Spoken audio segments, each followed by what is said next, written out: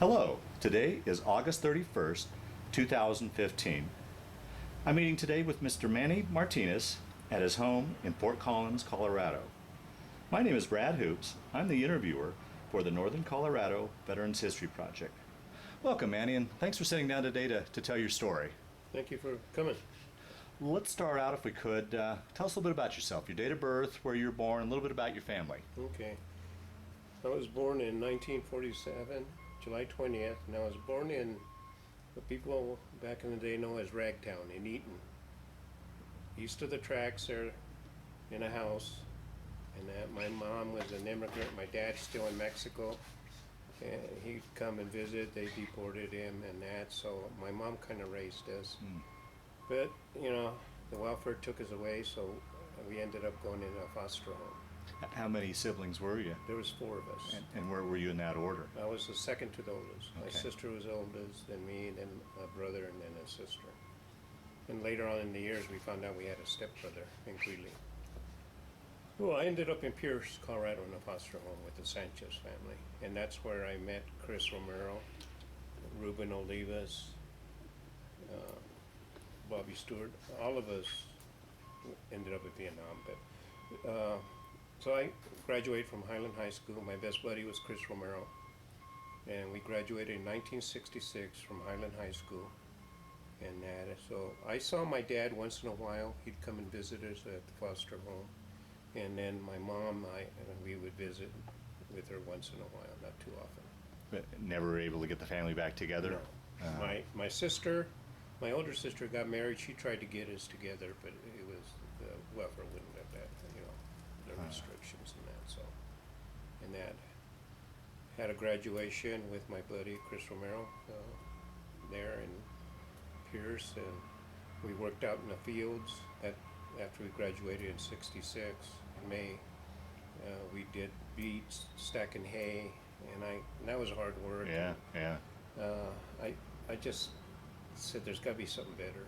I used to see a car go down, a government vehicle or a company vehicle go down the road, and the air conditioning. I said that's the kind of job I want. Dreaming, of course. Yeah, you're right. Yeah. That. So we worked that summer, and then we got drafted. In October, let's see, September, we had to show up. How soon after you got your notice did you ship off then? 2 or 3 months. Oh, really? Yeah. Yeah, because we just graduated in May, and then in September we were gone. So you got your same year in '66. Oh, so you graduated and you got your notice then shortly after graduation, and then shipped out in September to basic training in Fort Bliss. Did you guys go together, or? Chris and I went together. Yeah. Ruben got drafted later, about a year later, I believe, or so. But Chris and I ended up in Fort Bliss, Texas, in the same for basic training. And how was that? How was that going from civilian life into military life? How was that transition for you? Well, I didn't have much of a civilian life. Oh, I was right. just still a kid, and Yeah. you know, just graduated from high school. Yeah. And that, so, and we're just trying to find a job. You know, I wasn't going to go to school. Half our class got deferments because they were farmers. Yeah, right. But us who lived in town and that, or didn't go to school, can't afford college, or didn't get a scholarship, you know, we couldn't. We had no choice. Yeah. We had to go. Oh, boy. Do like some other people, you know, dodge the draft, go to Canada or right. whatever. Yeah, yeah. Yeah, so we ended up going to. We were going to sign up for the buddy plant, but we didn't. So we just did our basic training. After basic training, we came home. They sent us to school in Aberdeen, Maryland, for wheel and track mechanics. So you went off to mechanic school? Yes, wheel and track. Now, was that something that you put in for, or tested for, or how did you end up in mechanic school? They gave us, I remember going into basic training, and they gave us some tests, and I liked cars, Chris liked cars, and we, you know, worked on our own cars in high school and everything and that. So we were mechanically inclined to be able to handle those. And I think that's the only thing we can relate it to is the tests we took, because then they said, some of you guys are going here, some are going there, and we ended up. And then we went to Aberdeen, Maryland. Both again together? Together. Oh, that. And we were in a waiting area till they get the classes going, and we ended up going to the same class. Really? Yeah. And it was a long class because we had to do wheel and track recovery also. besides repairing just smaller stuff, and then the track heavy recovery tank stuff and that. So it was a 18-week course Oh, or wow. something like that. Wow. And how was that, growing up, you guys pretty much just in this area your whole life. Now you're down to Texas, off to the East Coast. Was that how was that? Any tinge of homesickness or anything like that, or? No, not really homesickness. Well, because we knew each other. Yeah, that So had we to had help. you Yeah. know, someone you grew up with and went to school with.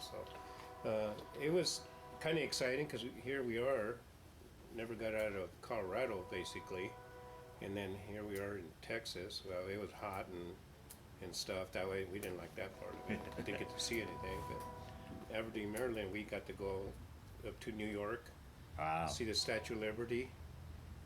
Greenwich Village was pretty hot up and then, running then, and we got down to Washington D.C. and that. So we got to see some part of it while we were going to school Uh-huh. on the breaks or that. So Okay. Well, continue your story. So you go through mechanic school, and once we finished the mechanic course in school and got our certificates and everything, then we got orders to go to Germany. oh, So we were sent to Germany. Bad Kissingen by Wurzburg and Nuremberg, and we were in a maintenance Depot 3, so we handled the heavy equipment stuff and some small stuff and repair and stuff. once again, you guys went together. Together, and then we ended up in the same. No need to sign for the buddy program, No, then, huh? we, Huh. Chris and I look at each other. Gee, you again? So we got there, and we were shocked. We were in the same platoon, same squad, everything. And we could have finished our tour in Germany if we wanted to, but I went out for the wrestling team, the traveling wrestling team, and I beat out the guy, so I got to go TDY, and all I did was eat what I should be eating, and wrestled, and we traveled with the boxing team all around Germany, wrestling other military and Germans and other stuff. Did that for 6 months straight. Then I got lazy and got beat out, so I had to go back to my unit. But basically, we were there. Chris Romero went and played basketball, and after that, we got kind of fed up. We weren't getting promoted, and that. Do you think there was any racism involved with that at all, or? To me, I'll say as it is, Yeah. as far as I know, is you saw a lot of kiss asses, Ah, a lot of brown nosing, yeah. but when they wanted something done, they call us. Like the general's Jeep was down, they needed it, they would call us to repair it and get it out by that next day.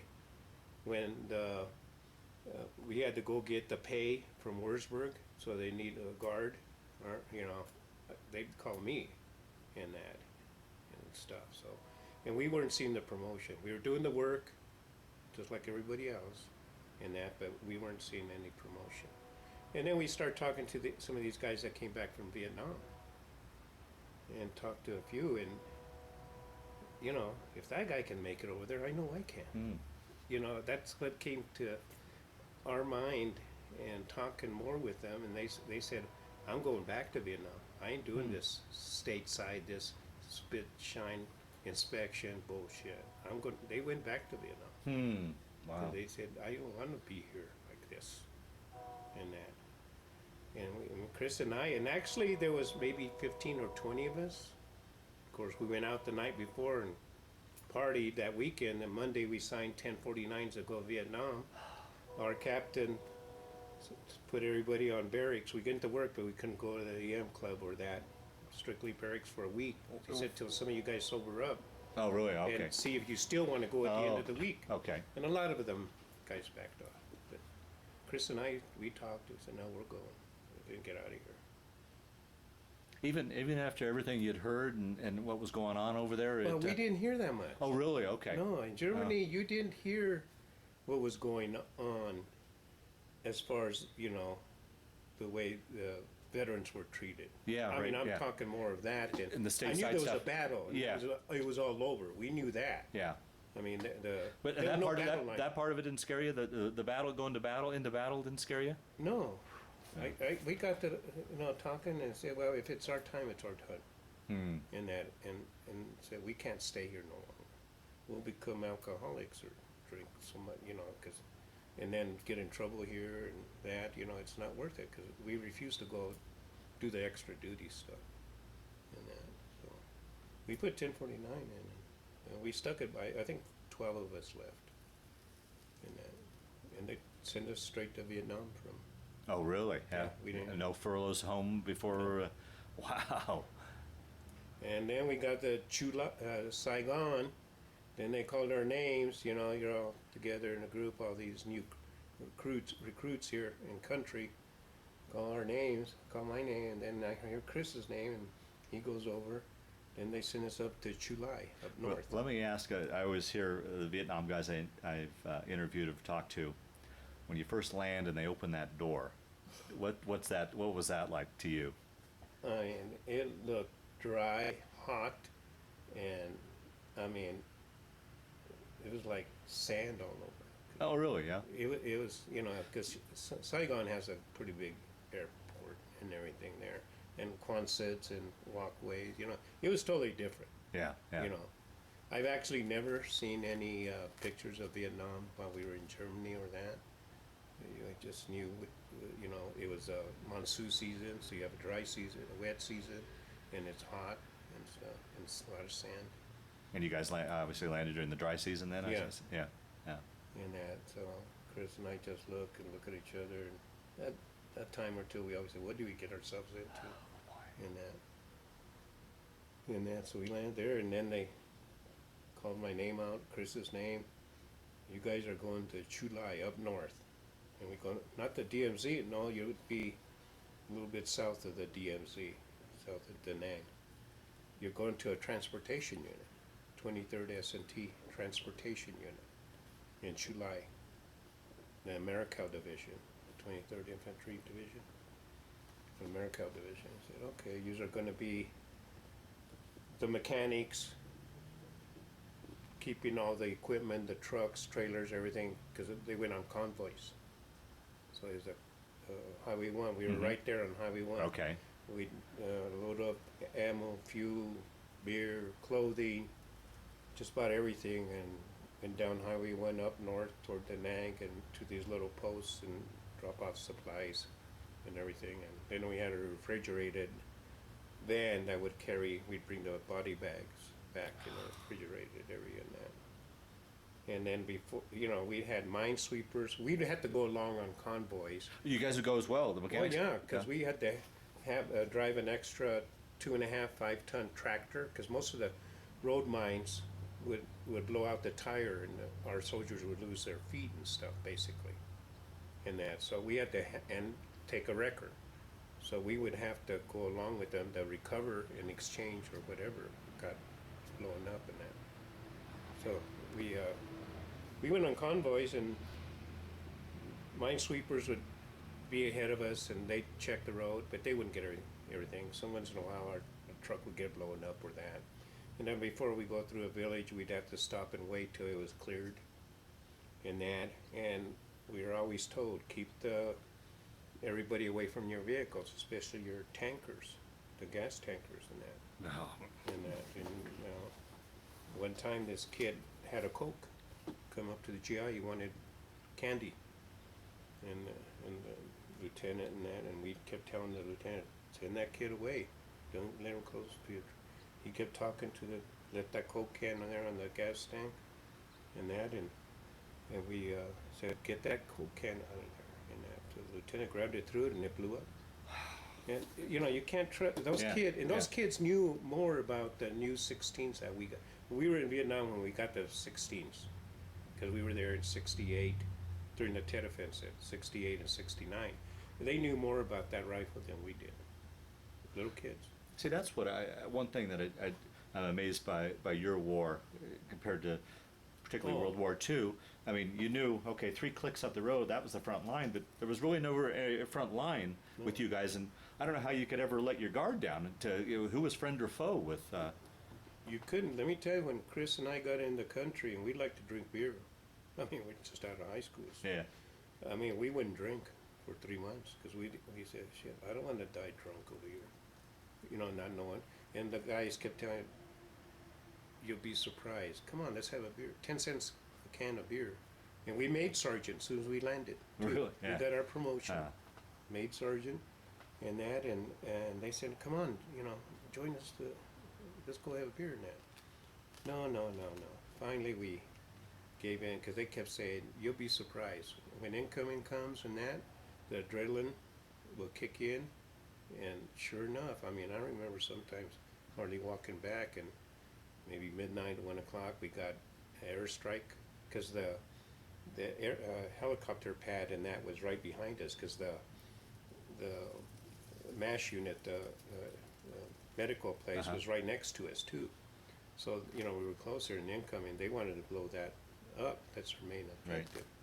Right. And that, I mean, so that, man, I was shocked how you sobered up and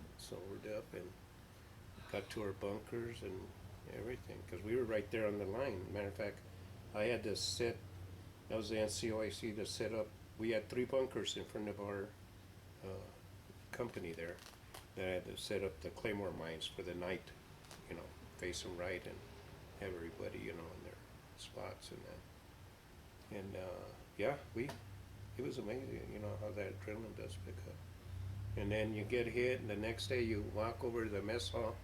You have to go across the helipad, and you can see a bunker. I mean, someone's housing.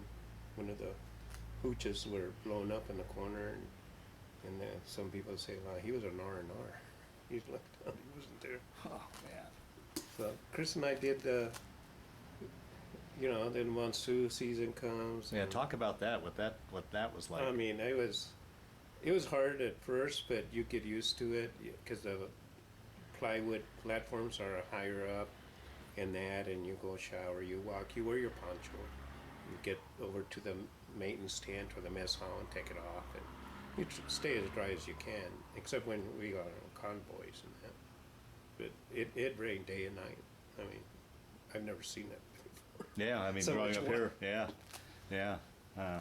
Well, talk a little bit about life on camp as far as your sleeping quarters, the food, what you guys did for entertainment when not on duty. Our camp was hooch, and then since we were sergeants, we were squad leaders. Chris and I shared a room. We had reel-to-reel music tapes were in. We had reel-to-reel there.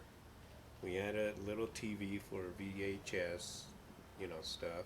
And actually, I had taken a Super 8 color camera with no sound. So I took some video when I was there in that, few rolls in that, and we would lift weights, talk, go to the beach, go to the PX, talk to new recruits that come in, you know, fill them in on what's going on, and play cards, a lot of card playing at night with NCO, senior NCOs and that. And How was the food? the food it was okay. I mean, you know, there was a lot of Hispanics that were there that were mechanics from Texas, in San Antonio, Perez, and all of us. And then our platoon sergeant was a Hispanic. He was from Colorado Springs. And one of the mess hall cooks was Hispanic. So we got a lot of stuff sent to us that we would have tacos. They'd make us, Okay. and all the other guys, well, man, you invite me, I'll eat with you guys, tacos, tortillas, and Mexican chili and food. We'd have a, you know, a treat that way, which is really cool. Yeah. Care packages were really important, you know. My sister would write to me and that, and she's the only one I had, you know, that lived here in Fort Collins. Right. And then Chris comes from a real big family. I did go on R&R. Yeah, both in country and out of country, I or don't know, you can only go to certain places. I went to Manila. Okay. And that, and then the married guys could actually go to Hawaii and Right. meet their wives. Uh-huh. But I wasn't married, so I went to, then come back, and then Chris's dad died, Mr. Romero, so he got sent back home. And we only had like 4 months left, something like that, in country. And I figured he ain't gonna come back. he was stationed at Fitzsimmons after his dad died, and he could have well said, "I'm staying home watching my mom." Yeah. But Yeah. there were so many brothers, they all to watch during that. And we had incoming one time, and I was at the bunker, and I heard someone holler my name from the other bunker, Manuel, and it sounded like Chris, and it was him. Huh. He came back. He said, Manuel, we started this together. We're gonna finish it together. Wow. And I said, cool. Hmm. I didn't expect it. Yeah. Yeah. How was your time in Manila? I don't remember too much of it. Good. That's what it's, Yeah. to forget everything Yeah. you're there, and that's what I did. I seen the country, got a driver's, because so many people go on R&R, they tell you, you could leave your money and trust this guy, this driver. Okay. Uh-huh. That's how we communicated Yeah. with a lot of people that went on R&R. And this guy said, Manuel, here, this is this card, thing. Give him a phone number, a call.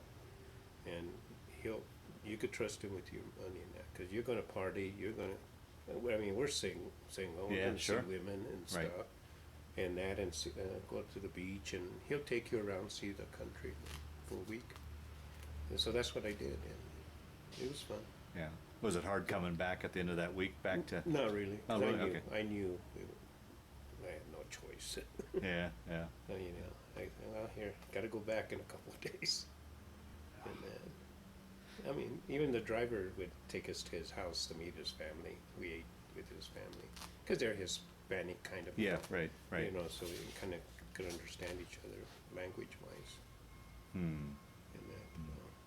So back in country, talk about, was there some hairy, to me, going down Highway 1, to me you were just shooting like shooting ducks at a carnival. I mean, what were some of those tours like up and down?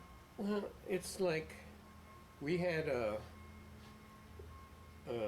2.5 ton, no, 5 ton, and we had quarter steel plates around it, and we had mounted a 50 cal on top of it, just for the heck of it. Yeah. On our records we had 60s, of course, in that. But it's just like we knew the road so well. We knew we were in a bushy area. They just said just haul ass through there. There's no stopping, unless you get blown up in that, or someone gets. So you go there, get fired on, and you just fire in the bush area. You really don't. You ain't gonna take time to find some. Yeah. Because you can't spot them Yeah. in that. They just fire back. And a lot of things in the country there where we were at, and a lot of people, you'd have the guy go up to the front and get some gooks to come in and do some wash or burn your shit, from the bathrooms. Right. Yeah. Because that's what they did. They got those guys, and you had to watch them, because I didn't trust them. Well, they get in there and they could see the lay of Yeah. Yeah. the land there, but somebody had to do that. I didn't want to burn shit, and Yeah. I didn't come here to do that. Yeah. Yeah. Right. Now, would you ever go out into the villages, interact with any of the locals nearby at all, or you pretty much try to stay away from that as well? We tried, because you wouldn't, I wouldn't. We did one time. We shouldn't have done it, and it was too scary. Chris and I explored one village, and we just looked at each other. Well, let's get out of here. You don't know what.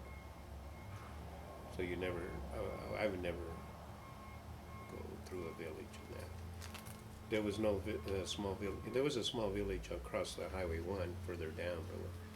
I've been down there with to recover a vehicle or something. We've been down there, but that's it. Just go see what's wrong with it, get it running. If not, tow it back in, but not to explore. Yeah.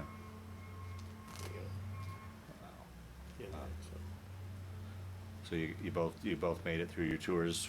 Yep. Unscratched. Wow. Thank God till later on we found out we had all this other stuff. Yeah. I meant physically unscratched. Physically, yeah. Right. And I've always heard too that in the tour, the scariest parts were the first 3 months and the last 3 months, as you're winding down the days To leave. to leave. Yeah. Yeah, like I said, the first 3 months we didn't drink or anything because we were scared. We didn't admit it. Yeah, But yeah. everybody gets scared. Right, oh, sure. And then we were 18, 19, 20, you know, here, about 20, because we went to Germany for a year or so and that. So we were about 20, 21 by the time we get ready for our tour. And so, you know, to admit we weren't scared. Everybody's scared. Yeah, I oh, mean, well, if fair you're enough. not scared. Yeah, I mean, yeah, and then, you know, marijuana there is so highly, I mean, visible. And, I mean, you know, people get high on whatever you can. yeah, right, right.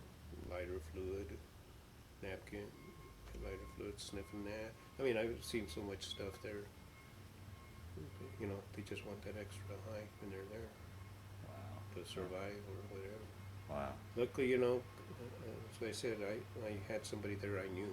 I Yeah, grew up yeah, with. that had to be That so helps a helpful. lot. Oh, yeah. If you were there alone, I mean, I could imagine what it's. Yeah. it- Hmm. But yeah, Chris and I, we made it through. We did a lot of those SOS shows, you know. USO, USO shows Uh-huh. that we could. Anybody stick out in particular you remember, or any big names? Not really, Yeah, because, you know, it's like, the only thing I remember is they were singing that one, I Want to Go Home. Everybody was singing. I was behind my buddy Chris, and I was singing it, and he stopped and turned around. What the hell is that? And he looked, that's you singing, Manuel? And that ended my singing career. He just blew it for me. I couldn't carry a tune. Because my wife said, "How come you don't sing?" I said, "Yeah." go ask Chris. He'll tell you why. Yeah, Yeah. we were just talking about that this morning. Uh, So that, and then the fun, a lot of R&R in there because we were close to the beach in Chu Lai. We would have a picnic out there, take and play volleyball and Oh. barbecue, beers, and take a Jeep down there and run it through the water. but that was relatively safe. I mean, they Right, had because okay. it was in our compound there. Oh, okay, okay, And then there was some ships out there. okay. All right. Yeah, I mean, we felt safe. I mean, nothing ever happened. I mean, enjoyable enough where you could let your guard down a little bit in Right. that case. Yeah. Yeah. Okay. Good. Yeah. Good. And relax, you know. So, but majority of the time is working, convoys, cards. Actually, it went by pretty fast. Yeah. Part of some of the time. Now, how was it? You said you didn't really hear a whole lot about what was going on at home in Germany.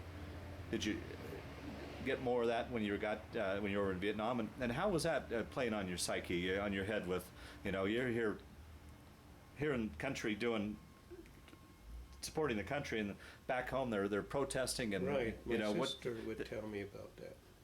How did Send that play on? newspaper clippings, and we go, what the? They calling us this and that, and they don't know what it's like. I mean, and tell you the truth, we didn't know we were young, Yeah. that we were fighting for our country Yeah. supposedly, Right, but it was right. really a political war Yeah. type thing. It wasn't meant for us to win. Yeah. That's the bummer. Here we risk all these lives and we want to win. And, sometimes you wonder, well, why didn't they finish that off or this? And they held back. I know we had the manpower, but. And then the more I got out and found out, what it was. Yeah, that's one of the questions too. I usually like to ask. Well, I'll ask that here down the Yeah, road. But yeah. okay, so let's take your story forward. So you guys finished your tour. I imagine did you go to Da Nang or down to Saigon to go home? How'd you fly home? Out of Chu Lai. Chu Lai. And what was that? That must have been a hell of a feeling when you guys got the wheels off the ground and Oh, yeah. and But he said bye and uh, ain't gonna come back here. And even though there are a lot of veterans that I knew did 2 or 3 tours there in Vietnam. But, getting back to when we were in country, and my sister would tell me, Manuel, you guys are are you guys killing babies and civilians and that? And I said, no, there's some casualties. There's going to be casualties because Yeah. you don't know who the enemy is. Yeah, yeah. And that, and I've had pictures of when they blew up this town. As we went through, you could see kids there and that. And then one of the other things that we didn't like and felt bad is they would throw those Vietnamese bodies in the back of a deuce-and-a-half truck.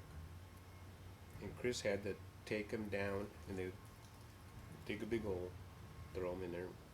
And Chris, went to the commander and said, well, these people shouldn't be treated, and they said, that's your orders, take your orders. Huh. And that, so, it's like, they're human beings too, even though, and some of them were innocent, you know. But they knew a lot. I mean, we brought them on post to do, wash our clothes and clean our bathrooms and do housekeeping there, and that, so, that was pretty, and my sister told me that, and I said, there's casualties. I mean, I'm sure, I haven't been with any unit or heard of anybody going in there delivery. I'm sure it happened. Yeah, I've just seen that it had happened. I said, but they're calling you, and a lot of guys don't want to go to Vietnam because of that. They're draft dodgers. They went to Canada, burned their cards and all this and that. And I said, no. So when we did finish our tour, we didn't go out on convoys. They wouldn't send us out because we were. How far back before you left? About a month, 2 months. Okay. Close to that. Okay. And that they threw us a party and gave us a plaque and stuff and that, and we didn't go out. As a matter of fact, I ended up being a kook pusher. Yeah. Going to the gate, picking them up to come and do the stuff I've seen them do. So we didn't get to go out on convoys yet. Oh, good. There Good. and that. And so, and that doesn't mean we didn't get incoming. Yeah. Right. Yeah. You still. Yeah. I remember one time incoming came in, and I heard this big thud. And I told the guys in there, I said, there's a rocket out that door. It didn't go off. I mean, out by our bunker. No, and I said, didn't you guys hear that? And it hit hard. And he goes, yeah. Sure enough, the morning we got up. I mean, not got up, but we walked out there, and it was sticking on the ground. We had to call them to come and take it out. Otherwise, I mean, it might not have killed us for that, but it would have blown up, and because those bunkers are we build them, quite a bit of sandbags on them. But you never know.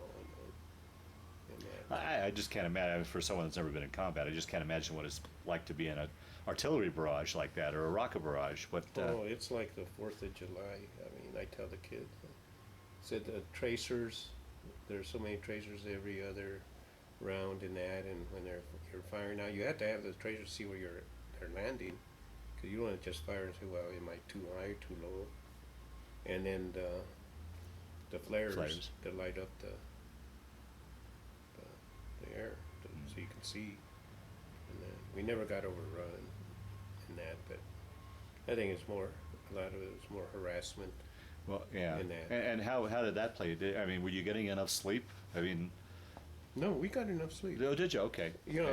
And it depended on when they hit. Well, during the Tet Offensive, we got hit early in that, so there, you're always on alert then. I mean, you're constantly, there for even post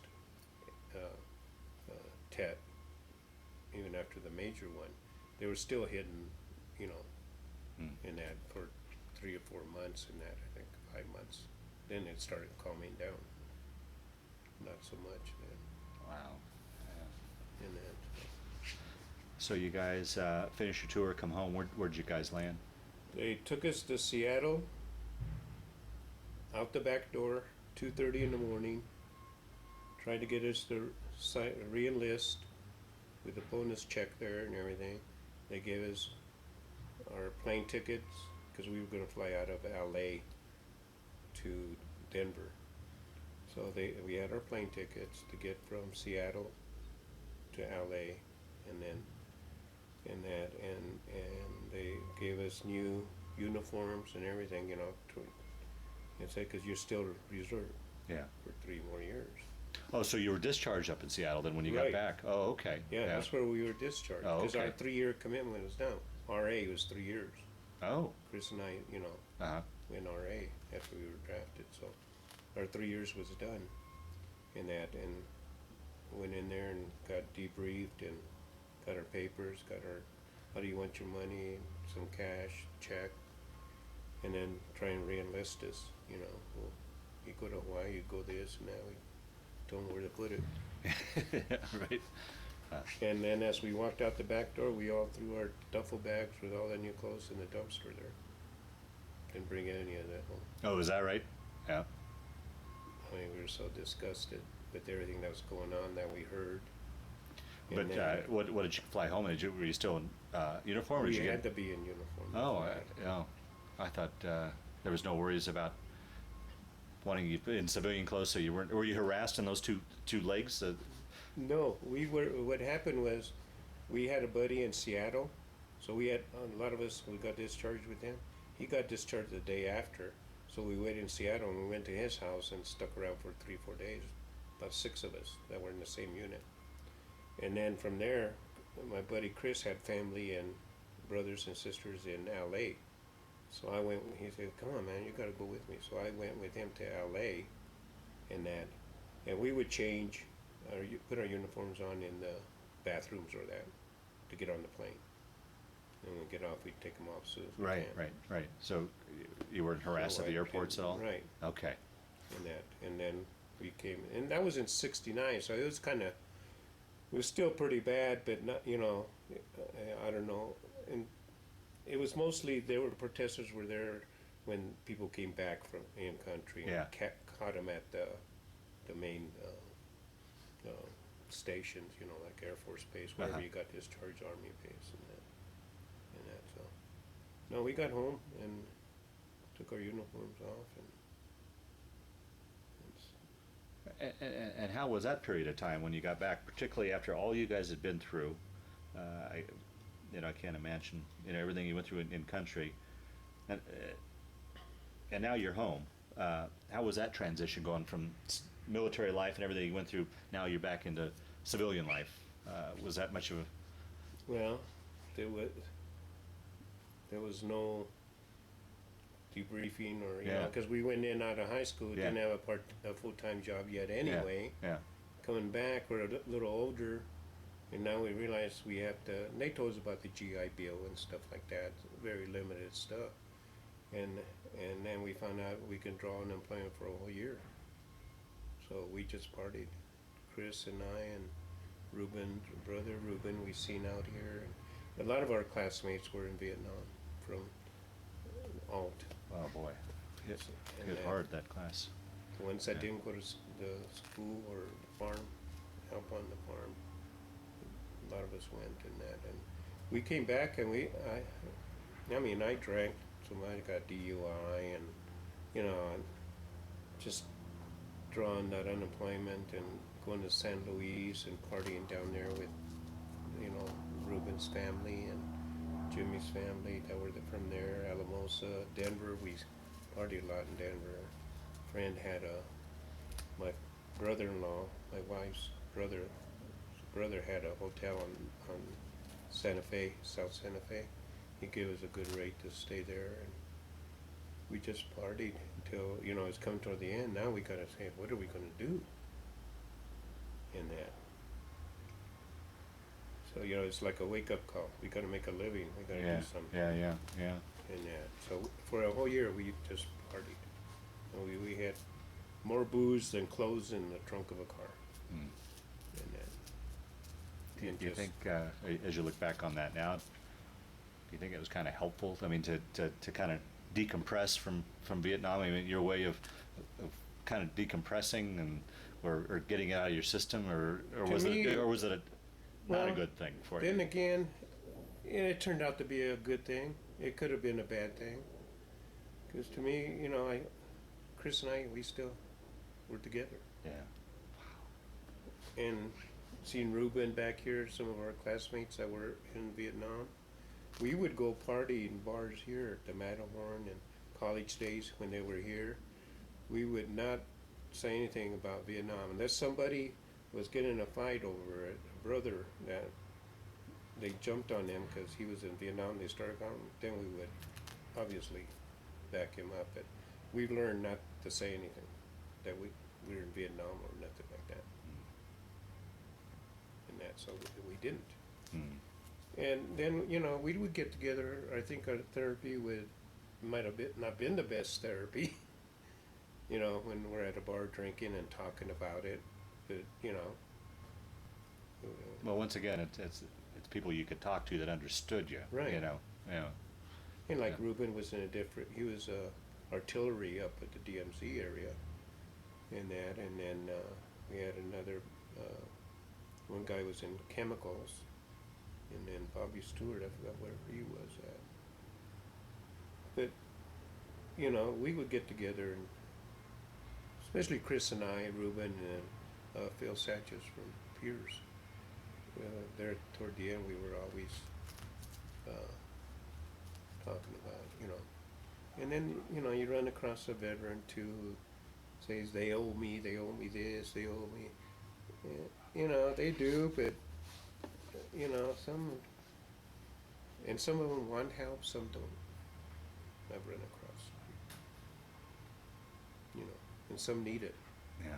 That's why I never applied for it. I figured I came back, you know, after I found out, you know, my buddy Chris, man, you can get benefits. You got PTSD, you've got diabetes, you've got this, and they're finding more stuff, you know, that we had. And I said, but you know, I'm working. I came back home, and I don't want to take away for someone who lost an arm or, you know, or something. You know, they needed more. But then we found out, okay, the government's getting more money in to compensate veterans and that. So that's when I found it. And there was a lot of veterans that, you know, did need it, and there's still a lot of them that do, but don't want to go. The VA has made it so hard to get it. Not now. Let me tell you, not now. Is it getting better? No, it's getting a lot better. Yeah. And that, you know, I mean, it's because of the Vietnam veterans. That's why it's getting a lot better. I mean, I had to prove they told me I wasn't even in Vietnam when I sent my papers in. And I got mad. I sent a letter and I said, who do you have reviewing these papers? Some college kid or what, or never been in country? You look at my last duty station, Seattle. You look, last duty station was Vietnam, in the medals and everything, my MOS. And you're telling me I wasn't in country? We had to prove a lot. I'll put it that way. Now PTSD, you don't have to go through what we had to. They deny you. And my buddy, you know, would say, they're going to deny you. Appeal it. Keep appealing it. It's going to take you 2 or 3 years in that. Well, but keep appealing it. How long did you? I mean, PTSD is more of a recent thing that they're finally acknowledging. How long did you deal with that before you realized, you know, I probably have this? I'm going to look into. All my life without even knowing it. Yeah, yeah. That's I dealt with it. For one thing, when I got married, my wife, she stuck by me through my drinking, everything. She could have left me. Yeah. And that. And then I would not like to go to, you know, family. Hispanics have big family gatherings. I would go, but I would disappear. They hadn't done my house, I'd go downstairs and watch TV. I didn't go out. Even to this day, she still buys my clothes. I mean, unless I go out and they say I want to see something. And I usually would go at like 11 o'clock, midnight, like the Walmart, where there's hardly anybody around, you know. So she would buy my clothes. We go to church, everybody goes, man, why are you sitting in the back? I said, I don't like anybody like that. And we have to go see the psychiatrist for PTSD. You know, I sat by the door, and I mean, I didn't want that door in my back. I faced it and stuff, and you know, and then I didn't like crowds, so the job I ended up with was really ideal for me, because I worked alone. I worked in the mountains alone. What'd you end up doing for a career? I ended up, well, getting back after we got back Yeah. from Vietnam, and the year we drew unemployment and partied. I like mechanics, so I went to, it was called Lerma, the Votech? Votech, before it was Lerma County. Community college. Yeah, I took that 2-year mechanics course in that, and then I was working part-time for the Forest Service. Well, hopefully you Data. took advantage of the GI Bill to get yourself through the 2 year. Okay. Yeah, Yeah. so they got my tools and everything. So I did that, so I thought I was gonna be a mechanic. And then I worked at a tractor place, washing them and getting them ready for paint, and going to school at night and that.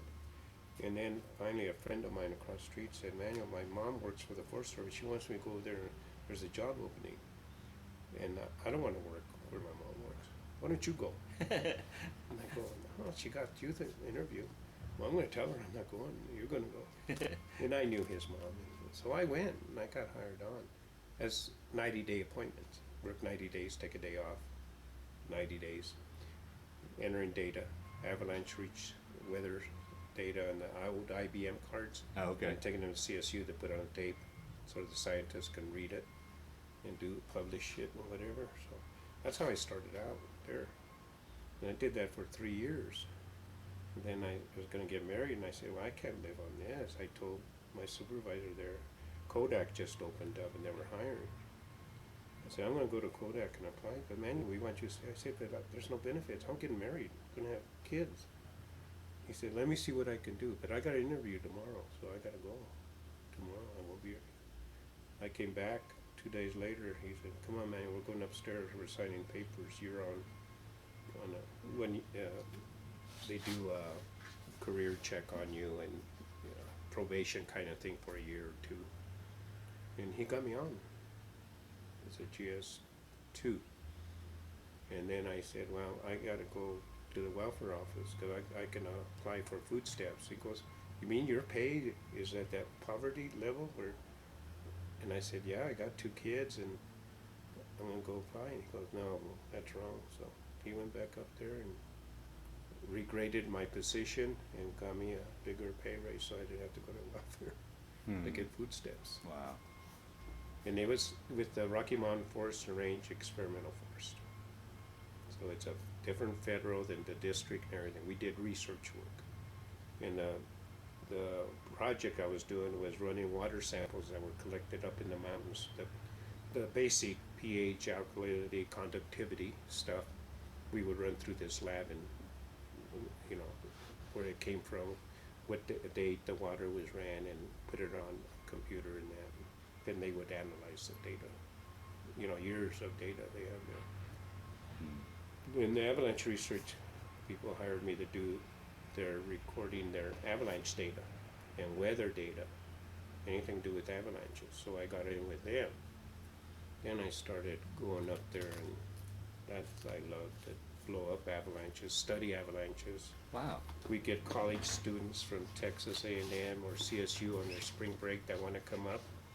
I had the blaster's card, so I would set up a belay line with good cable, 1-inch cable and posts, so we could tie off. So with the students, we wouldn't let them do it, but we would try and set them off different ways. We'd snowshoe across, and you can hear the avalanche go, phew. You look down, you could see the fracture line between your leg, and then it would slide. And then we'd ski it off, and we'd shut 40 off, Interstate 40. We work with the highway department. We would get a semi to come over, and it was safe. Our avalanche site wasn't that close to the road, but to be, real safe. We would have them hit their air horn and that, and snow makes noises. We call them geophones. They're an amplified speaker, basically. We put them on the slope before the snow comes, and they're gridded.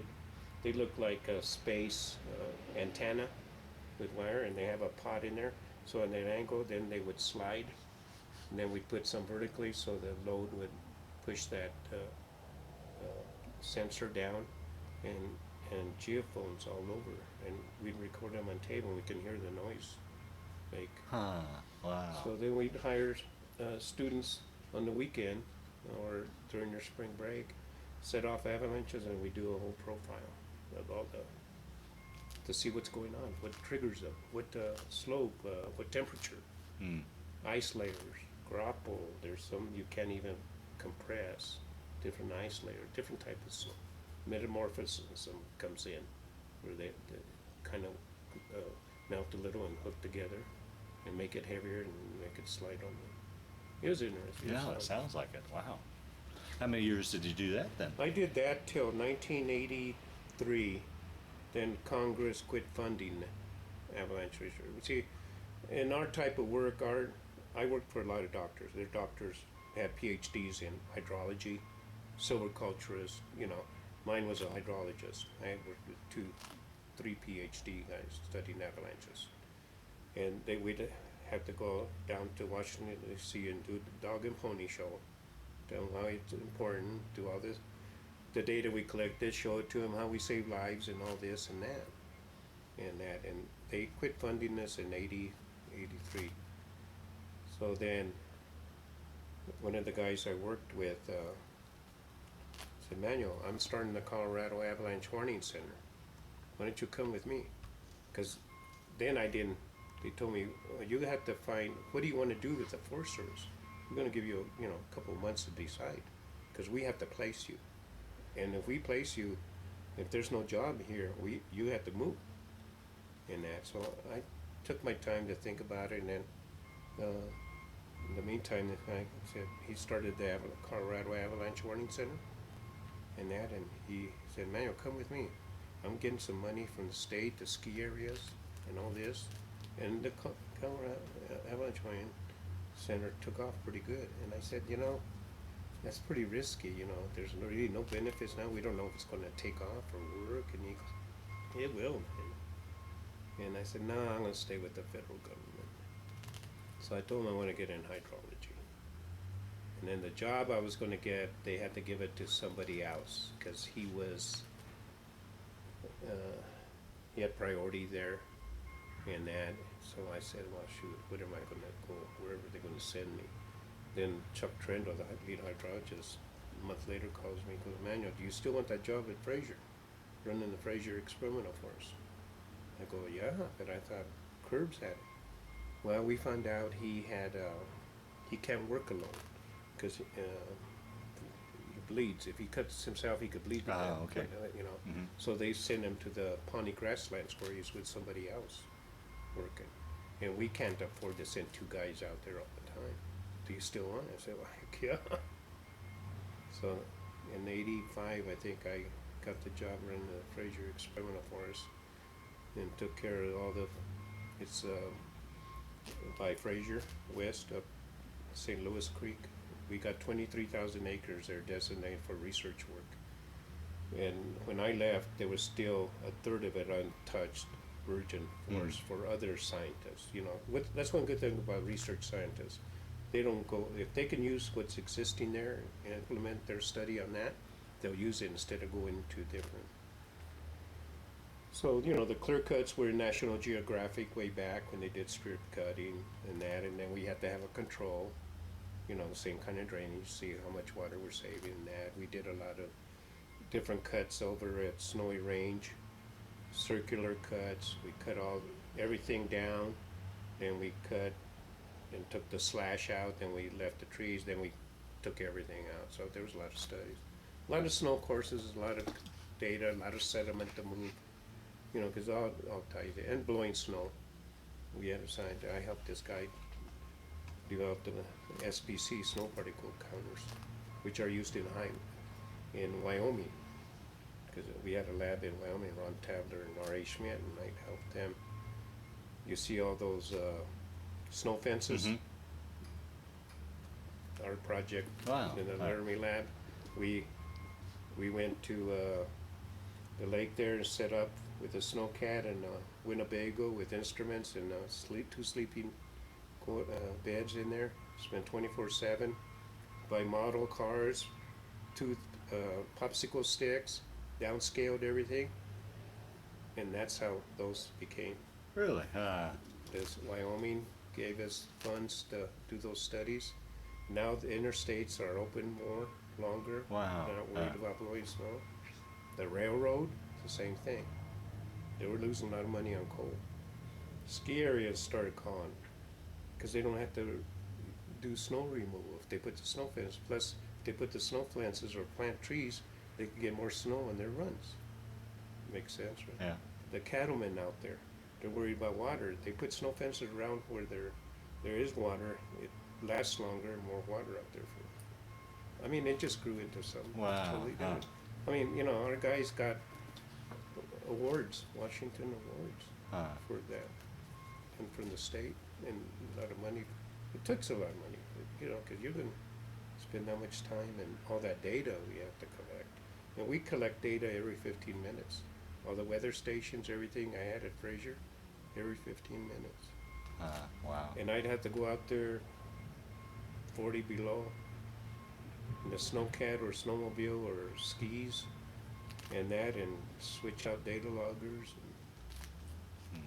and that. And so that's my job, being up there alone. The summertime, then everybody comes and does the silvicultures, entomologists, the bug guys, the tree guys, and everybody else. We worked with NASA on winter projects up there. They came down. Wow. And then we had a little language barrier between Mexican, because we did conferences with all the other governments. And Mexico and the U.S., their language barriers weren't quite there. So we had language first, plus from El Paso, Texas, come to the experimental forest. We send our scientists and our administrative people there for a week to learn conversational, language. Mm-hmm. Like when you go to they eat. If they Yeah. wanted salt, they had to ask for salt in Spanish, so they can go out with their counterparts, recreational wise. You know, at the conference you get interpreters. Yeah, and right. To really socialize with them, they couldn't. And you'd help out with that as well? Yeah. Yeah. Oh, wow. And so I really got involved with a lot of Yeah. stuff there. Oh, with sounds government fascinating. and Yeah. know a lot of And you finished out your whole career with that? How many years were you with the U.S. Forest Service? 38. 38 years. I would have been 40, or maybe I would have still been working, who knows, but we had a change of leadership. Our new project leader was micromanaging. Actually, I worked with him, and our project leader picked him instead of another guy, and I think it just went to his head. Yeah. And he was a Vietnam veteran too, and I knew he had issues, but Chuck picked him, and my supervisor told me later on, he goes, "Man, I'm sorry I did that," because he started micromanaging. He wanted me to write down what I did every day. I said, "Todd, you know me how many years? We work out here together. We stay after. We start early. Sometimes we don't even take a break. We've been on projects together. Well, I still want you to talk." I said, "I ain't taking this. I've been here." And it just happened to fall at the time I was going to retire from the National Guard. I joined the National Guard in the 80s. A friend of mine told me, because I hated the Army after I come back. I mean, I didn't want to do it. He said, "Manuel, join the National Guard. They don't get called for anything in that. And you do 2 weekends and 1 weekend." And he said, "And you could get a retirement. They owe you, you can get a." And in the long run, I was looking at a good retirement. I know I'd had one with the Federals, because we got paid our high 3, after 40 years. 80% of our high 3. And I go, well, I don't know. He talked me in, so I did. I joined the National Guard and became an artilleryman. And I was ammo chief. And then they started calling. By then, I already had so much time. I said, well, I got it. What I didn't like was the parade they had in downtown Denver when they welcomed back which is the first units that came back from Kuwait. They had a Gulf War? welcome home. They ordered the National Guard, and they took us down in buses to march in that parade. I tell you, I really didn't want to do that, and didn't feel right. And there was other guys I knew that were, in Vietnam. We talked and we go, what the hell are we doing here? They didn't do this for us. Yeah. But we did it in that. And so we ended up in that parade. Then the other, when they went to Iraq, we got called in. But at that time, I was in a signal unit. So we got orders for Iraq, and that was in January, I believe. It was in the wintertime, I remember. But luckily, you know, we had top secret clearance because, you know, communications, we telegraph things here, have message center and all this. So we had to have a security clearance and decode everything. So we got activated, and we got activated to Golden in that vault that they have there. So we were communicating with San Antonio, California, and I forgot the name in Iraq. You know, orders, this and that, and mainly with a lot of orders, movement stuff, troops moving here, some that shouldn't have been there, and that. So that was our activation. Oh, boy. I think we spent 2 weeks doing that in shifts. You know, there was enough of us. We rotate. But we were in the vault. We couldn't go outside or anything. Then that passed through. Then 9/11 came. And I happened to be up at Fraser watching the news at that time, and sure enough, I got a call. The National Guard got activated. So we did the airport duty, you know, screening people as they come in. And then in February, when the Olympics were in that same year, and so they said, Sir Martinez, we need you to be NCOIC over at Grand Junction on the Carmack. We're going to send enough people to have 2 shifts. You'll have 10, and the other NCOIC will have 10 with us, and Lieutenant so-and-so with you. And so we were there for a month. We got trained with the FBI, FAA, any local agencies. I told them I don't want a military vehicle. We got put up at the Hilton Hotel there, and I had a suite because I had inspection in my room. And I said, we can't expose ourselves to them. So we leased a van. We went to the police station, 100% inventory on all the weapons, all the ammo, everything. And I had to sign for an account for everything. I had inspection in my room.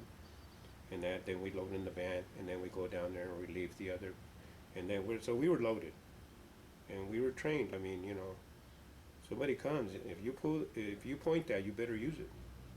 And you better let them know. They had dogs there. And that we were right there where the fire trucks were. You know, they pulled the fire trucks, and the planes would land. All the ABC, the Mexican TV, Britney Spears went through there. Karl Malone was going back and forth. He landed there. A lot of corporate jets landed there.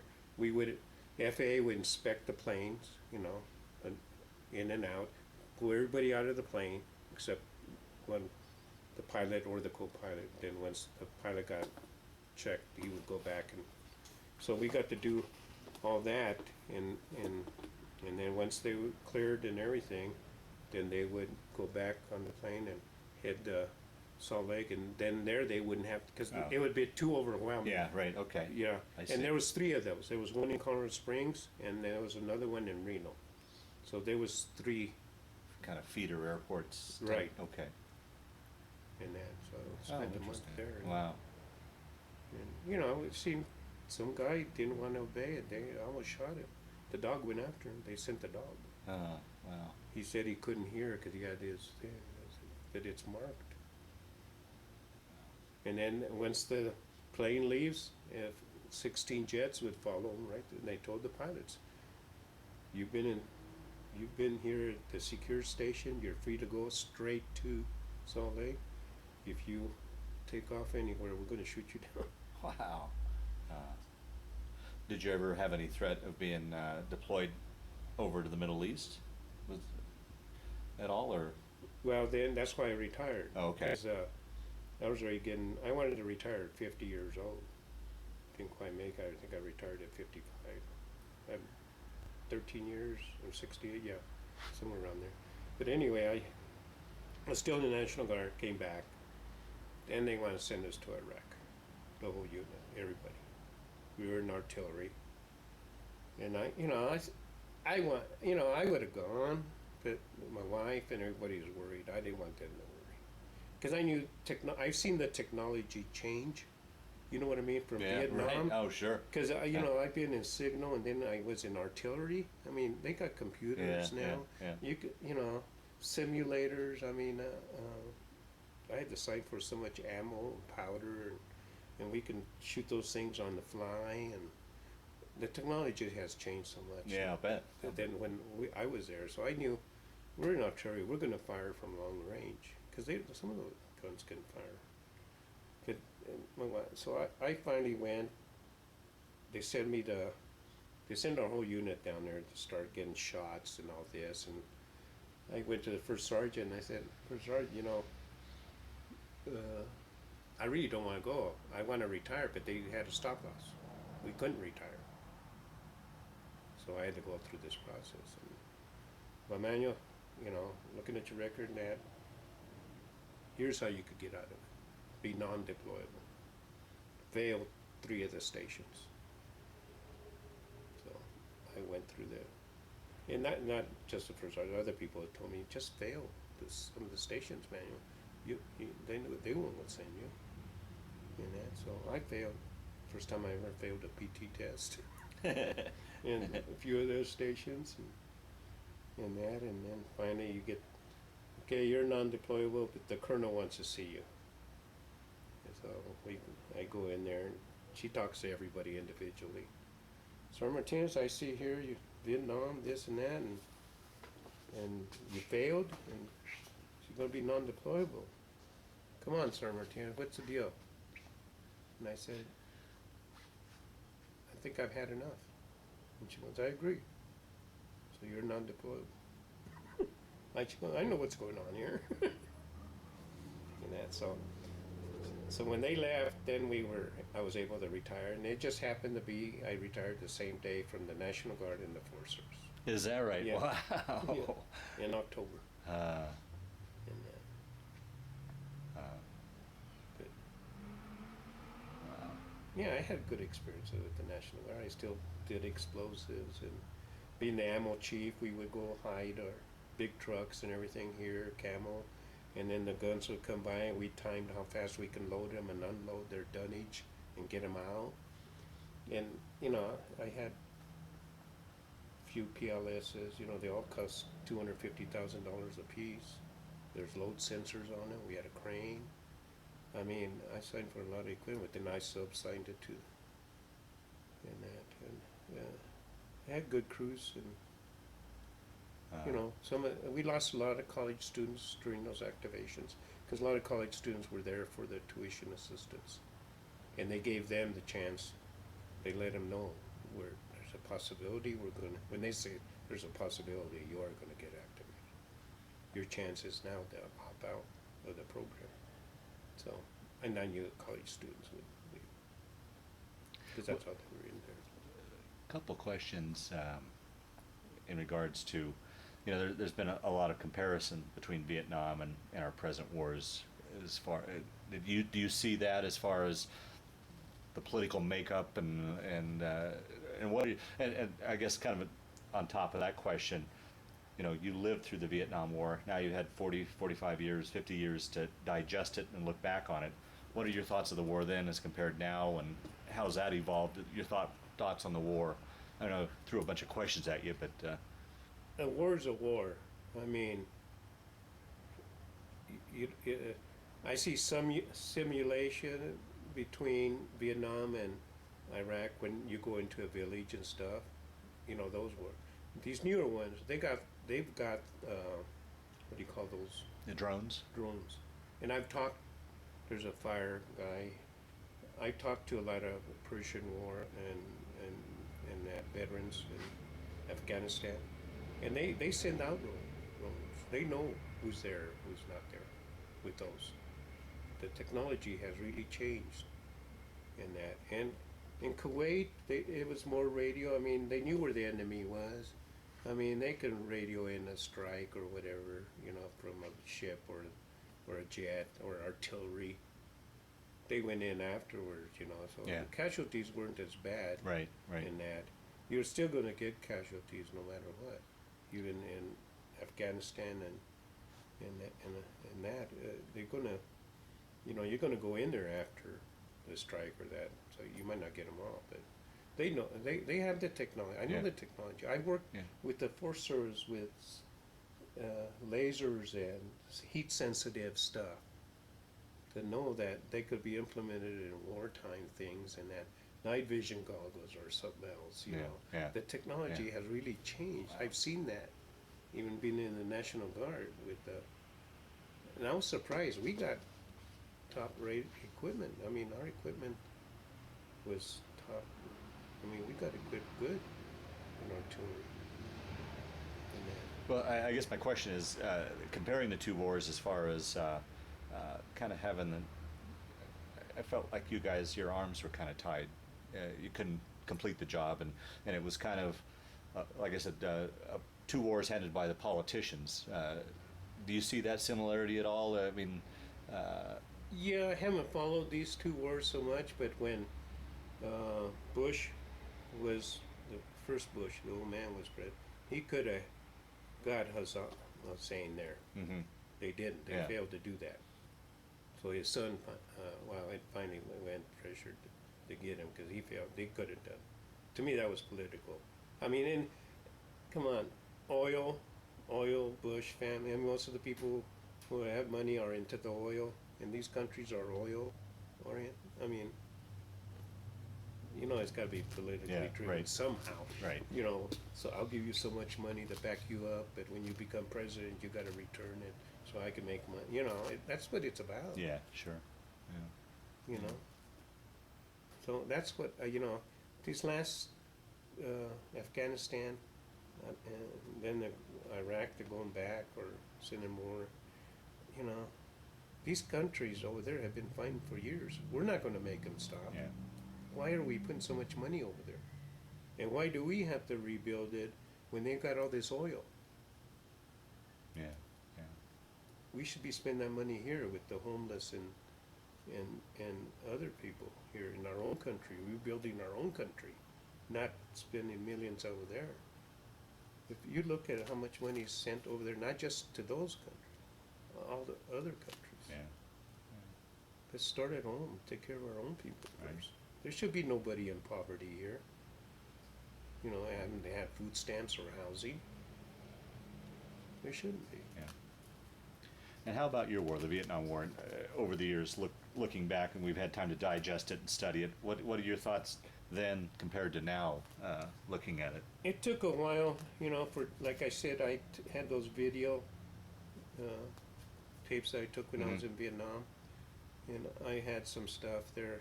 When I came back, Emma knew they were there and that, and Emma goes, why have you looked at your video? I said, no. Why? So I don't know. Maybe 15 years later, I finally got a projector and started looking at it. And actually, some of them got burned up, accident.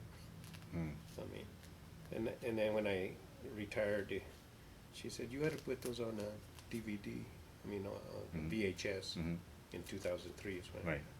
So I took them down there, and they said, well, some were damaged and that, but we put them on there. So I showed them to classmates and some of the people in my retirement party and that. But for 10, 15 years, I wouldn't, 20 years even, just even after 25 years, maybe I started saying, you know, I was a Vietnam veteran or that. And, it's hard even now that people are acknowledging it. It's hard to take. I don't know what to say when people say thank you for your service. Yeah. Right. You know, maybe I say the wrong thing. Well, thank you, or you know, I don't know what I just say thank you. Especially with, like, if I'm at the gym, I wear my Army PT shirt, and I was working out there one time. This guy came over with his son, and he says, I want you to thank this veteran. if it wasn't for someone like him, you wouldn't be here doing this. Well, Manny, we'll start to wind down this interview. Through the years, I know you had your local guys that you grew up with and served with, and you get together. Have you kept in touch with some of the other guys in the unit over the years? Had any sort of reunions, unit reunions at all that you've gone off to, or has it just been primarily your local guys here that you've pretty much kept in touch with? We kept in touch with a few of them. One of them from New York came down to visit, and we knew Ehrlichman up north there in Minnesota. But after after a person starts your career and family, it kind of, except with Chris, because he was my best man at my wedding, and I had to marry my wife 3 times, and because she was a Catholic and she wanted to be married by the church. We got married by the law, so we had to do it again by another church, and then she wanted at a Holy Family where she went to church and everything. So we finally got married through Holy Family on the same date. And how did you talk a little bit about that? How you met your wife? Is it someone you knew for years, or how'd you guys meet and talk? My sister married Charlie Martinez from Fort Collins here, and they lived just a few blocks over in Loomis and that. So I started coming to Fort Collins. So I started meeting a lot of people from here that I still know.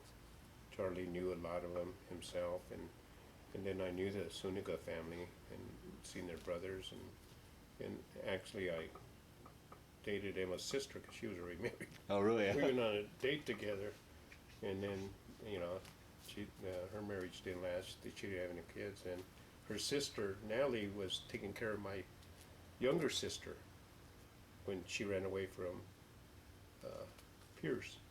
She lived with Nellie, Emma's sister. So Nellie started trying to get me and Emma together, and that's how we kind of got hooked up together and stuff. And that's how I met her. How long have you guys been married? 42 years. Wow. 40-some years. Don't quote me on that. 40-some years. 72, I think, becomes. But yeah, so Chris has always been. And like I said, we didn't get together. I didn't see Chris for a while. He went on to school to be a beauty technician. Barber shop. He ended up having his own shop, hairstyling, and that. Then we'd get together here and there. But now that we're all retired, we get together all the time and see each other. Bobby Stewart started with the fire department here in Fort Collins, and he didn't last long after he retired. He had PTSD pretty bad. Well, that's a question I want to ask too, because I know the part of the PSD is delayed, and it seems to hit a lot of guys. Like you said, guys got back, you went to work, had families, you were busy. Now you're retired, you got time on your hands, and a lot of that stuff I've been told starts coming back. You got time to think, and it comes back. Did you find that the case? When you had more and more time on your hands that? Well, I never thought of it that way. I always knew it was there. Like I said, Yeah. I had a perfect job. I had a dog with me, and we hiked those mountains all together alone.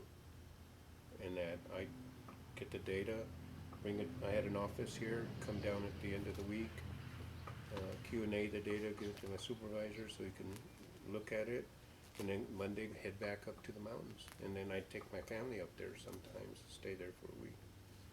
And that at a time in the summertime. So I got to thinking, well, maybe that's why I didn't like crowds, loud noises. I always sit in the back of the church. Mm-hmm. And then when I worked for the Forest Service, I didn't want to get up front. I'd always be behind the lines. And Chuck, my supervisor, said, Manuel, we have a function at Fraser with the Mexican government, Chinese, or NASA, or some other organization. I set up the lunches, and we go a field trip. I make sure there's trash cans up there, make sure they all got up there safely. And then he would bring me up, and he'd say, well, if it wasn't for my technician, Manuel Martinez, Manuel, come here. I keep telling you, I said, don't. I don't like doing that stuff. And, I didn't like, and I always tell my kids and my grandkids, you treat people the way you want to be treated, and then when you work, you do a little extra. It ain't gonna hurt you. if their supervisor is good enough and that, they'll recognize it, they'll see it. And I've got all these awards. I mean, I was going up there and I got that box full, and finally I told my supervisor, Chuck, I said, Chuck, I like these cash awards, 3,000, 2,000, but they take taxes out. Can you start, giving me cost, within step increases? They stay with me. So I started getting step increases.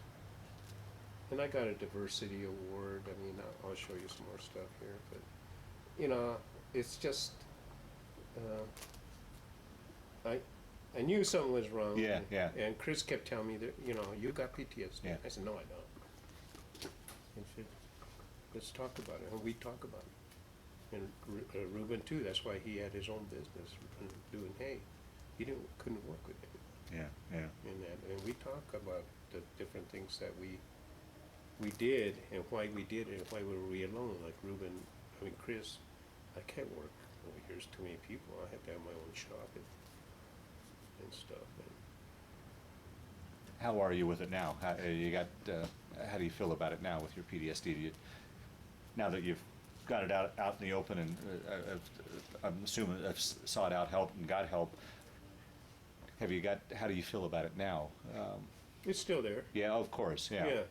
I mean, if I stay busy, I don't think about it. I think most of the time when a person's depressed or down, you kind of think about it. But I'm so busy with my projects, my grandkids, soccer, church stuff, and my faith is really strong, and stuff. So, I don't have time to think about it. Oh, good. I mean, Good. I know my buddy, Chris, he's got a lot of time, he lives alone, and sometimes I tell him, bud, you need to have a hobby or go to the gym or do something, because, that'll tear you up.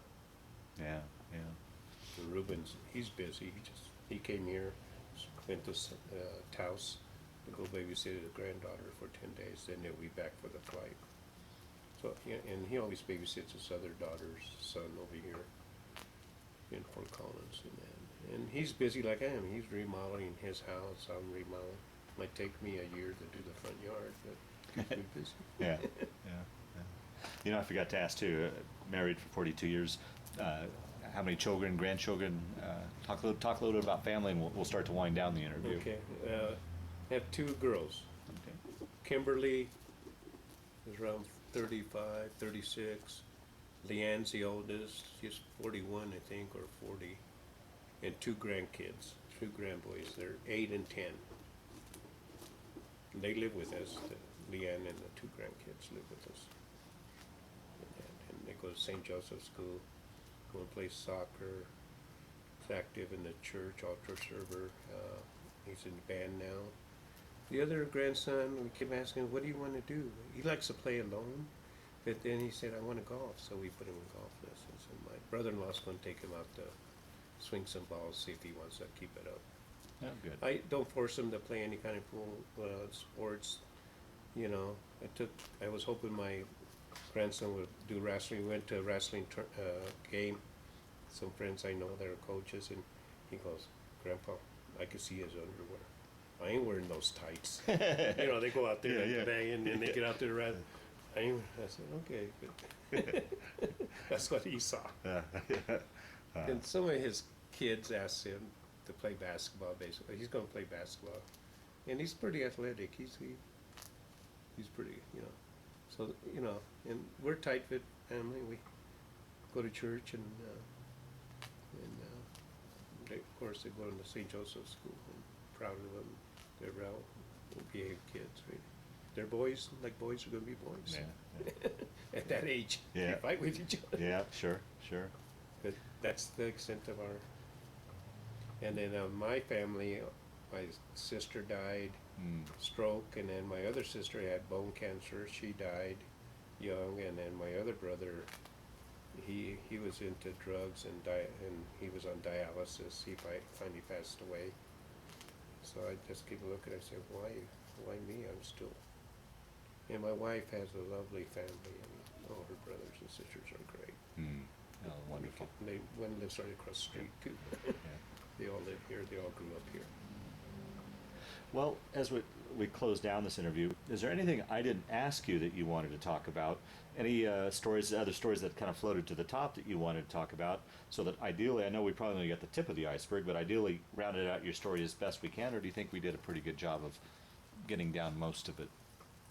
I think we did a pretty good job. You know, a lot of people are. I didn't go to college and that.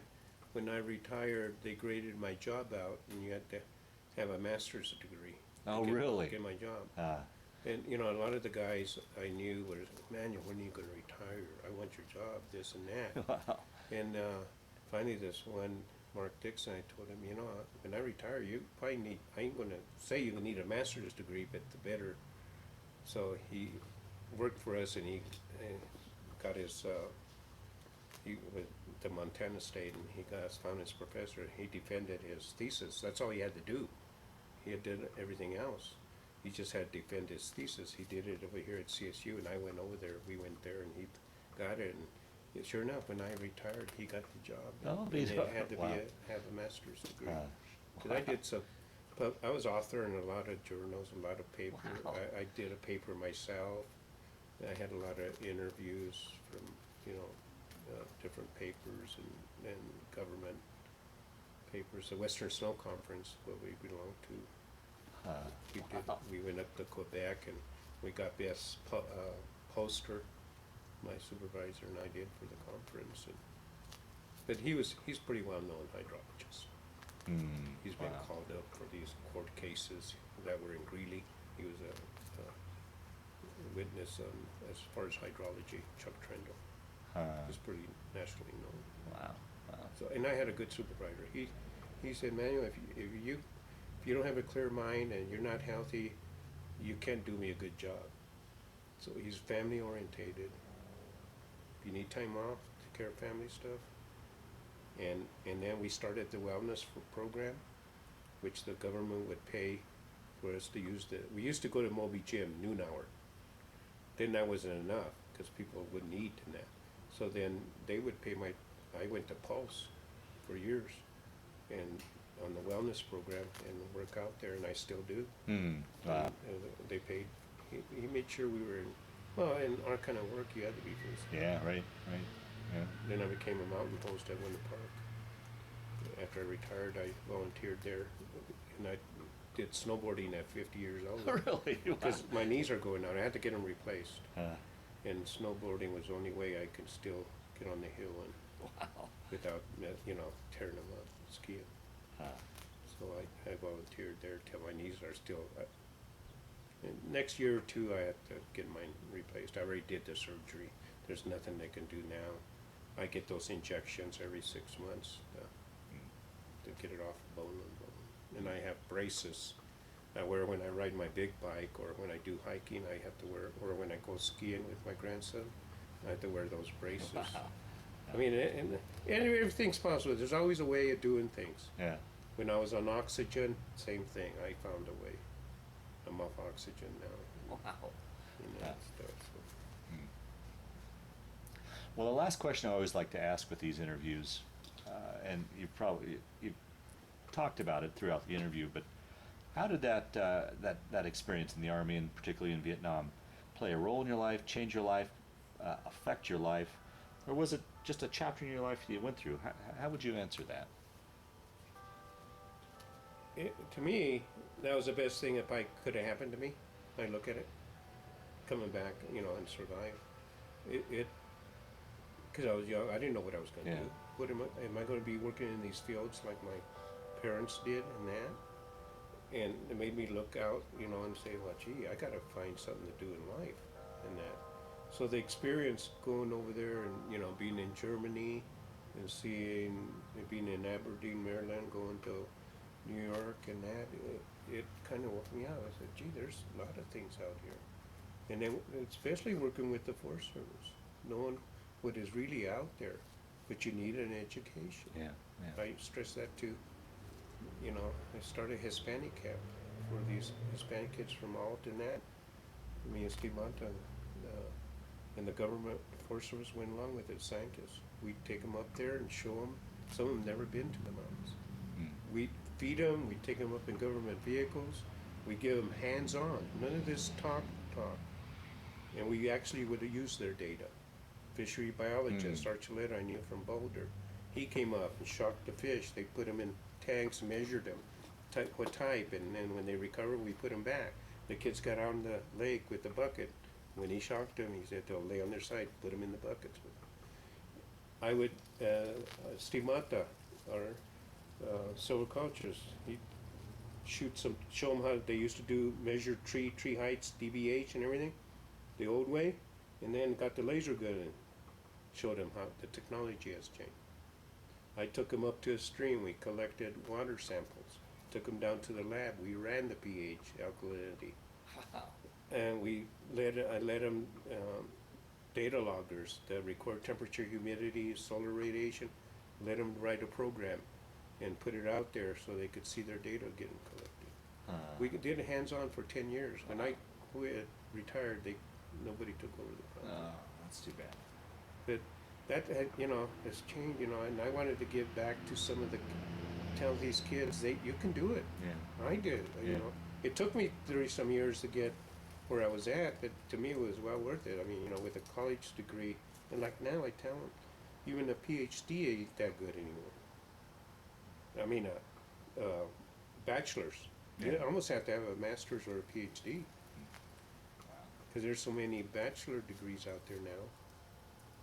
But, that, through my whole, just seeing that, my whole life, I wanted to give back somehow or some way to some of these younger generation kids, whether they be Hispanic or whoever don't go to school. He was directed a Hispanic camp, and we took other kids. Wow, that's wonderful. Well, Manny, I want to thank you for sitting down to tell your story today. And I know you mentioned it earlier, but I truly do want to thank you for your service to our country. Okay, thank you for coming.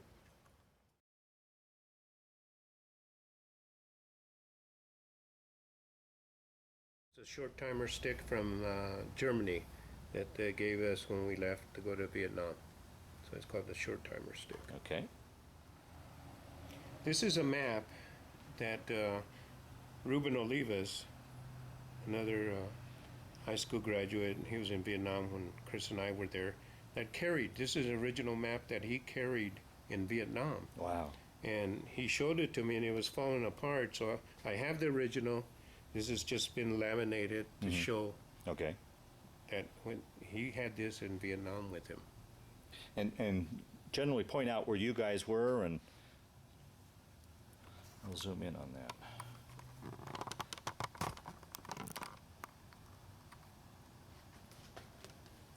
Okay, where's Chu Lai? My eyesight ain't that good. It's Yeah. down south of Da Nang. 1, 2.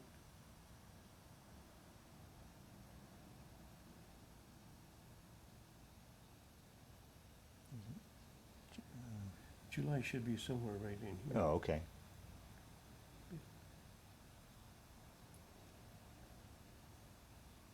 See it marked on this map. All right. Is it circled there? There you go. Okay. So you want me to point to it? Or? Yeah. And what roughly what distance are we talking from like Da Nang down to Chu Lai? Gee, I couldn't tell you the distance. I mean, is that if you guys did a convoy? Is that something you could do in a day or? No, we didn't go all the way. Oh, you Da Nang. didn't? We went to No. So our convoys were a day up and back the same day. So, Oh, okay. And unload and that. So I would say maybe 100 miles. Oh, okay. They never would travel at night, I assume. No, Yeah, only for yeah. recovery. Yeah. We'd have to. Now, when you said Chris was over there, did you guys ever get together while over there, or did you ever meet up with Ruben? Ruben and No, we knew he was there and that, but never got to see him. We did see some other veterans from Colorado, like Milliken and, okay, and stuff, but we never hooked up with Ruben. okay, But that was when I was in Vietnam, and Chris Romero was there too, and that's in front of our hooch there in Chu Lai. It's Ruben Olivas. He's a classmate. We graduated together at 1966 from Highland High School. moved to Fort Collins. You know, his wife, he married from here, and we've kept in touch ever since then. That's Chris Romero and me and our hooch. We spent our whole year in Vietnam together, our whole military life together, school, basic training in school, and that. And he was my best man in my wedding, and a family. We're like brothers. All three of us are. Wow. That's Chris Romero and me at Fort Bliss Basic Training Camp. You know, what Right out of high what a blessing you guys were able to go through all the way through I know. together. That had to be. People can't believe it. Yeah. I mean, it's a picture of Ruben Olivas and me at our church Veterans Day breakfast. We feed all veterans for free in that, and have stuff displayed from different services, flags and food, and You guys do that on Veterans Day or when? on that Sunday before Veterans Day. And Ruben started actually this Veterans Day thing at church, and we do a Veterans Mass also. Wow. With that. The priest wants it up there. But Ruben is instrumental in a lot of things at our church. And veterans is the one thing. With Walmart, he started at Walmart getting pictures of us to put up there. Wow. This is a plaque that our company from Vietnam, 23rd S&T, gave it me and Chris Romero when we left Vietnam in '69. This was a statue that the Colorado National Guard gave me when I retired as an ammo chief of the infantry, and that pretty nice statue. Yeah, very nice. Now it says, thank you for your 24 years of dedicated service. Are they including your Vietnam, or were you in the National Guard for 24 years? I was in the National Guard for 24 years. Wow, okay. During my career, I worked for the Rocky Mountain Forest and Range Experimental Forest. I was in hydrology. Got to know Steve Mata, a local that worked in trees, and some other Hispanics. We decided to get together and get Hispanics involved and have a camp for them hands-on at the Fraser Experimental Forest.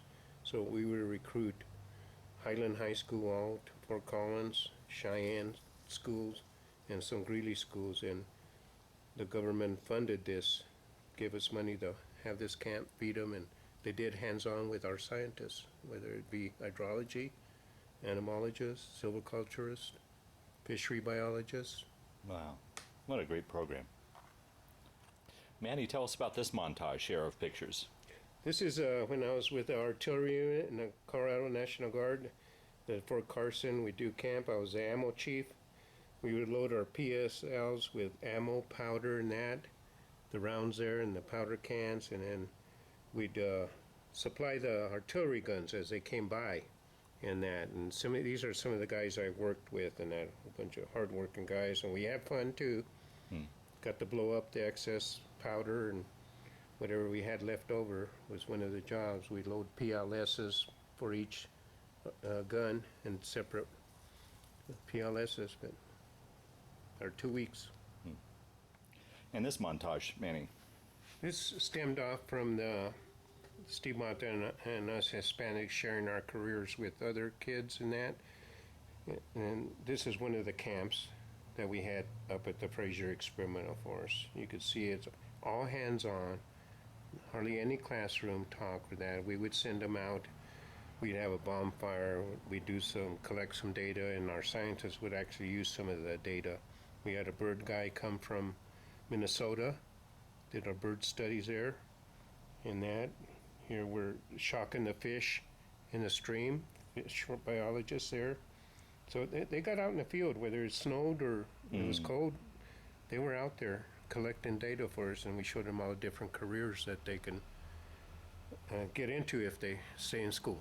Very, very nice. This is a tribute to my best buddy. Went to school together, Vietnam, my best man. On his 51st birthday, I put this thing together. And that, showing the Army guy, the basketball player, the fisherman, the campering. We kind of do. We went snowboarding. We can do everything together. Oh, wow. That's Right. wonderful.